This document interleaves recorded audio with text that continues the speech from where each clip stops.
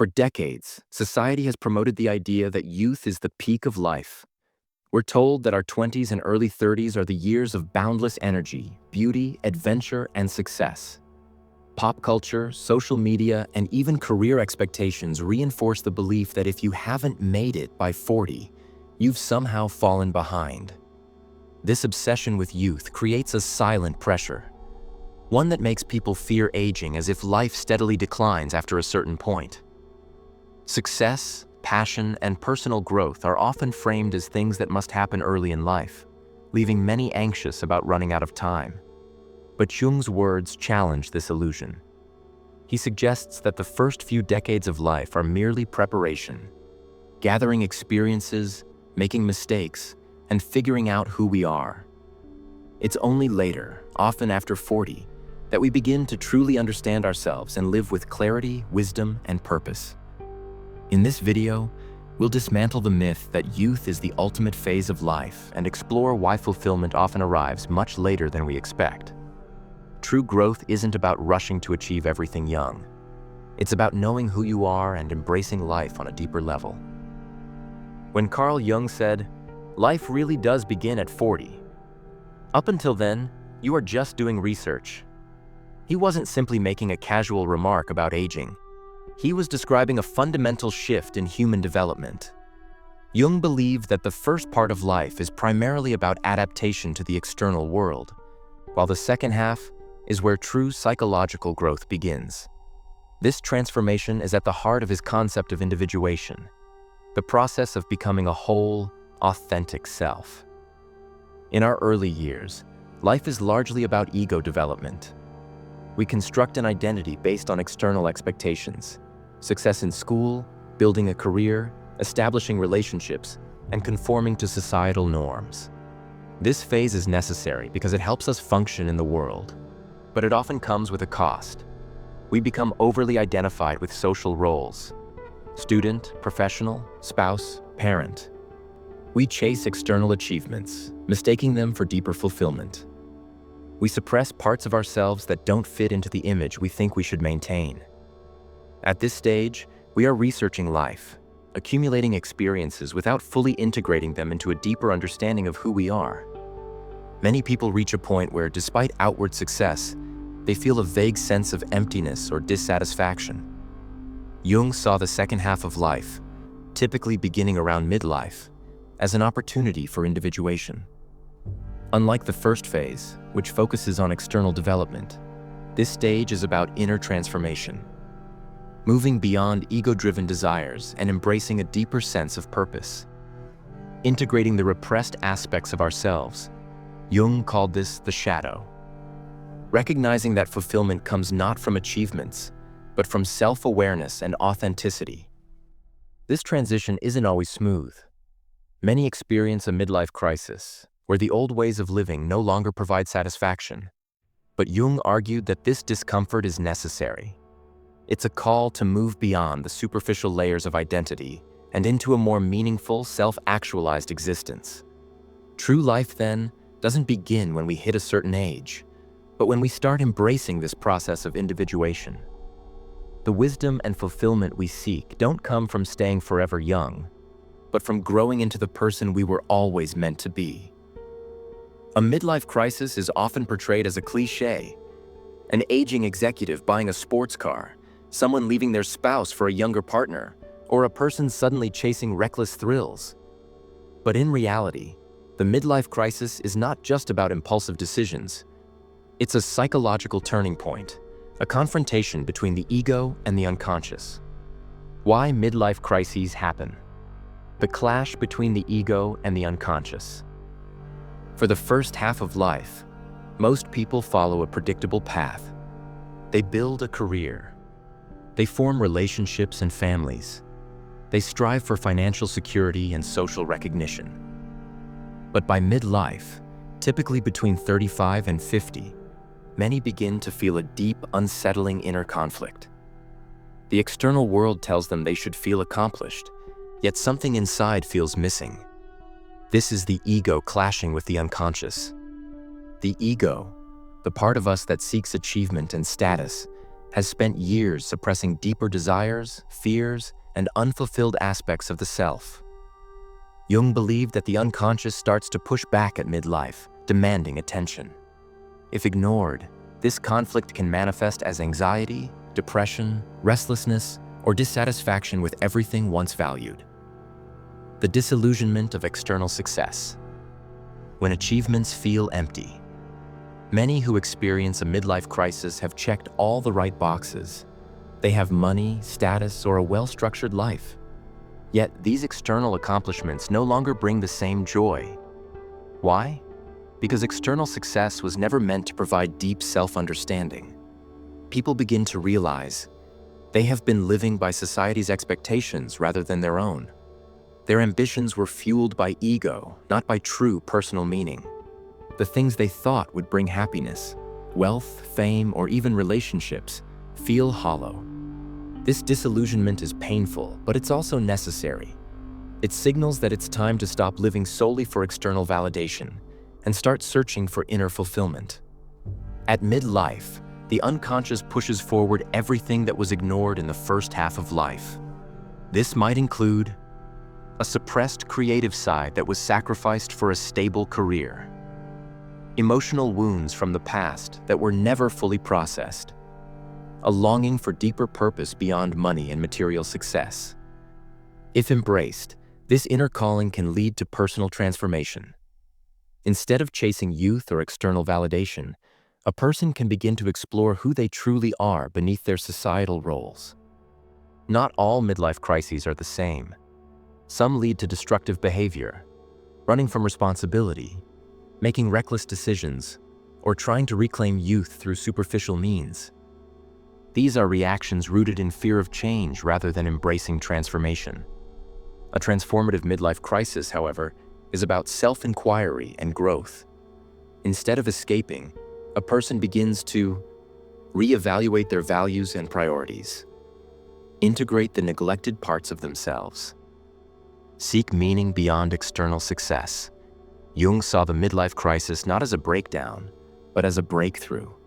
A moment when a person has the opportunity to transition from an ego-driven life to a more authentic, fulfilled existence. The real crisis is not aging. It's the resistance to growth. Those who embrace this phase with curiosity rather than fear often find that the second half of life offers more depth, meaning, and inner peace than they ever experienced before. At midlife, many people feel a growing sense of unease, not because they have failed, but because something within them remains unlived. This is where Carl Jung's concept of the shadow comes into play. The shadow represents the parts of ourselves that we have suppressed, rejected, or ignored, often in order to conform to societal expectations. What is the shadow? The parts of ourselves we suppress in youth.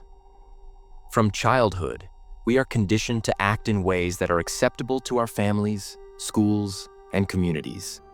Certain emotions, desires, and even talents may have been labeled as wrong or unrealistic, forcing us to push them into the unconscious. This creates a hidden side of the personality, a reservoir of everything we were told was unacceptable, weak, or dangerous. For example, someone raised to always be nice may suppress their anger and assertiveness.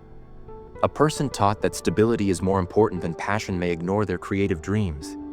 Someone who feared rejection might have buried their deeper desires for intimacy and connection. While these repressions may allow us to function in society, they don't simply disappear. They remain in the unconscious, waiting to be acknowledged. The first half of life is about building an identity. The second half is about questioning it. By midlife, the weight of the unlived life becomes harder to ignore.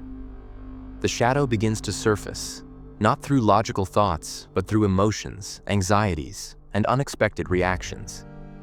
This can manifest as sudden frustration or resentment without an obvious cause, feeling disconnected from the person you've become, a longing for something more without knowing exactly what it is. This is not a crisis. It is an invitation to integrate the parts of ourselves that were once cast aside. Jung believed that the unconscious speaks to us through dreams, anxieties, and inner turmoil.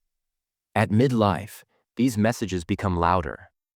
Recurring dreams may reveal long-buried emotions or unresolved conflicts. Sudden anxieties may point to fears we never confronted in our youth. Deep emotional shifts can signal a need for change, not externally, but internally. If ignored, these messages can lead to self-destructive behavior, affairs, addictions, reckless decisions. But if faced with courage, they can guide us towards self-awareness and personal transformation. Jung argued that true self-acceptance comes from embracing the shadow, not avoiding it. This doesn't mean giving in to every suppressed desire, but rather, acknowledging the parts of yourself you've ignored, understanding why you suppressed them, integrating them in a way that leads to wholeness. For example, if someone repressed their creative side in pursuit of a stable career, midlife may be the time to finally honor that side, whether through art, writing, or a career shift. If someone denied their emotions to appear strong, midlife may be the moment to embrace vulnerability and deeper relationships. The goal is not to become someone new, but to become who you always were beneath the layers of conditioning. Integrating the shadow is the path to true authenticity, and ultimately, to inner peace. Carl Jung believed that the second half of life is not just about aging, it's about transformation.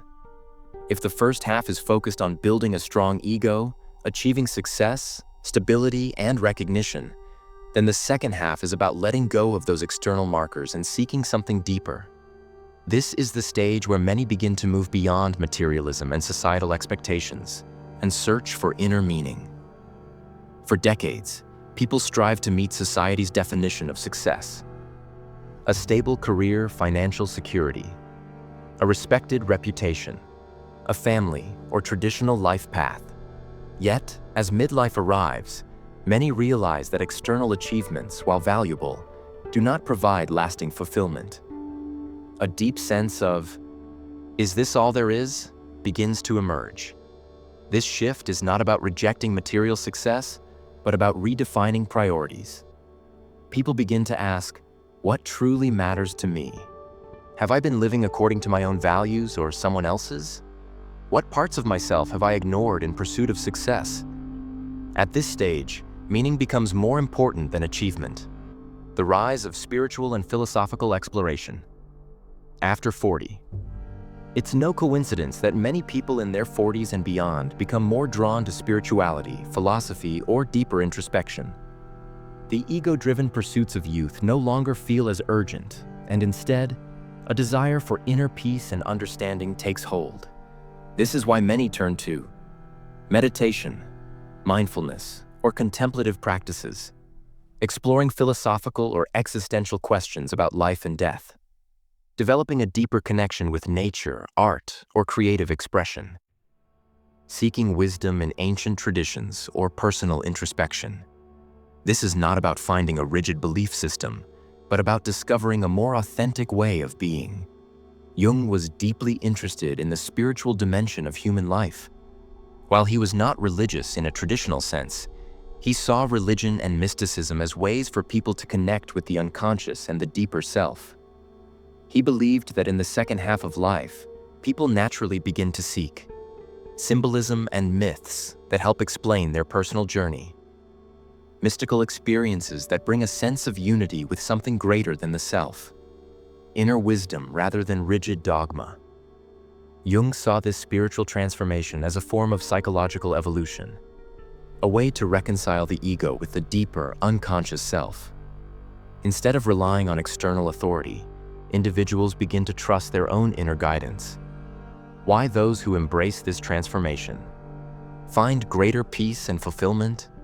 Not everyone successfully transitions into this phase. Some resist the change, desperately clinging to their younger self, chasing youth, status, or external validation. Others, however, embrace the inner shift and find a deeper sense of peace, no longer feeling the need to prove themselves. Wisdom, understanding life from a broader, more reflective perspective. Authenticity, living in alignment with their true values rather than social expectations. Jung believed that the second half of life is an opportunity to finally become whole. It is not about decline. It is about awakening. Those who accept this transformation find that life does not diminish after 40. It becomes richer, deeper, and more meaningful than ever before. As we move into the second half of life, something profound happens. Ambition fades, but wisdom grows. Not because people stop caring, but because their priorities shift. The restless drive for status and achievement that once dominated their younger years begins to seem less important. In its place, a deeper sense of meaning, purpose, and legacy emerges. Why wisdom begins. When ambition fades. In youth, we are often consumed by the pursuit of success, recognition, and proving ourselves.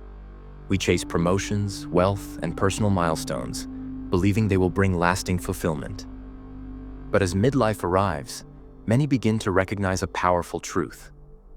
Achievements do not necessarily lead to wisdom. Reflection does. Jung believed that wisdom is not simply gained by accumulating knowledge or experiences.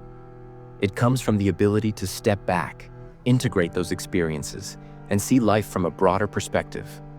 Those who remain trapped in ambition may accumulate power and status, but they often lack the inner stillness and clarity that true wisdom requires. In today's world, information is everywhere. People have access to unlimited knowledge at their fingertips, yet wisdom remains rare. This is because knowledge is external. It is about facts, skills, and expertise. Wisdom is internal. It is about understanding, perspective, and discernment. A knowledgeable person may know how to succeed in a career, but a wise person knows when to let go of external success in favor of inner peace. Knowledge can be taught, but wisdom must be earned through self-reflection and life experience. One of the biggest struggles people face in midlife is losing their external identity. If someone has defined themselves by their job, social status, or achievements, they may feel lost when those things are no longer the center of their life. But this phase of life is not about losing purpose. It is about redefining it. Purpose in midlife and beyond often shifts toward mentorship, guiding younger generations with hard-earned life lessons, creativity, expressing oneself in ways that were once set aside, service, contributing to a cause, community, or greater good, personal growth, deepening one's understanding of life, self, and others. When people detach from external validation and seek meaning from within, they often find a new kind of fulfillment, one that is not dependent on fleeting success. As people age, they begin to think about what they will leave behind. Not in terms of wealth or status, but in terms of impact. Jung saw this as a natural part of individuation, the desire to contribute something meaningful before the journey ends. Legacy is not just about reputation. It is about significance. Some build their legacy through their work, others through their relationships, and some through the wisdom they pass on. At this stage, people ask themselves, what will I be remembered for? Have I lived in alignment with my true values? How can I use the time I have left to make a meaningful difference? Those who embrace this stage with openness and purpose find that aging is not a loss, but a gift. The pressure to prove oneself fades, replaced by a quiet confidence, an understanding that true fulfillment comes not from what we achieve, but from who we become. Carl Jung reminds us that life doesn't end at 40. It finally begins. The first half of life is about building an identity, but the second half is about discovering who we truly are. Instead of fearing midlife, we can embrace it as a period of freedom, wisdom, and deeper meaning.